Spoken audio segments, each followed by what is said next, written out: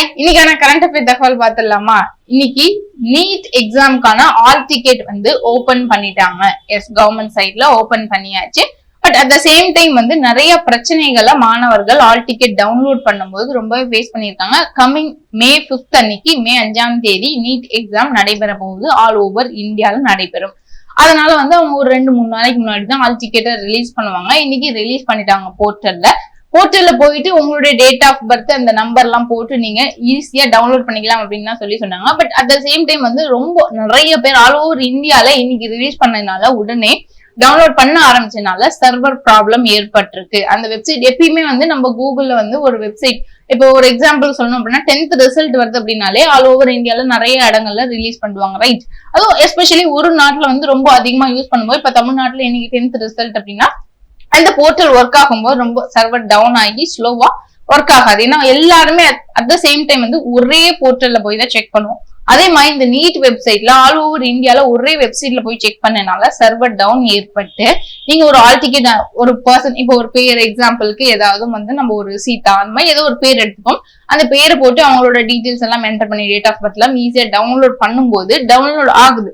But என்னன்னா signature வரலையா, photo வரல, அப்படி இல்லைன்னா கேப்சா என்டர் பண்ணும்போது கேப்சா நம்ம கரெக்டாவே என்டர் பண்ணாலும் இன்வாலிட் கேப்சா, அப்படி இல்ல அப்படிங்கனாலும் கேப்சா நீங்க என்டர் பண்ணாலுமே சரியான கேப்சாவை டைப் பண்ணாலும் இன்வாலிட், இல்லைன்னா கேப்சாவை திரும்ப என்டர் பண்ணுங்க அப்படிங்கிற மாதிரி ரிப்பீட்டடா சொல்லவும் போட்டோ அண்ட் சிக்னேச்சர் இல்லாம ஆல் டிக்கெட் வருது அப்படின்னா எக்ஸாம் ஹால்ல அலோவ் பண்ணுவாங்களா அப்படிங்கிறது ஒரு மிகப்பெரிய பிரச்சனை. ஏன்னா போட்டோ எதுக்காக அப்படின்னா நம்ம போட்டோ ஃபேஸும் நம்மளோட ஃபேஸும் ஒரே கேண்டிடேட் அப்படிங்கறத செக் பண்றதுக்காக தான் ஆல் டிக்கெட்ல போட்டோ அண்ட் சிக்னேச்சர் வச்சு இப்பெல்லாம் ஆல் டிக்கெட் இஷ்யூ பண்றாங்க.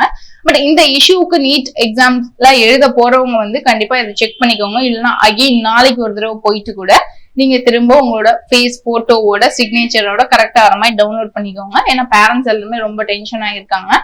எக்ஸாம்ஸ்க்கு அலோவ் பண்ணல அப்படிங்கிற பட்சத்துல அடுத்த இதுலதான் நீட் எக்ஸாம் எழுத முடியும். ஏன்னா சம்டைம்ஸ் வந்து போட்டோ இல்லை அப்படிங்கிற பட்சத்துல எக்ஸாம் ஹால்குள்ள விட மாட்டாங்க. ஸோ இதை ரொம்ப கேர்ஃபுல்லா பாத்துக்கோங்க டவுன்லோட் பண்றவங்க ஆல் டிக்கெட்டை.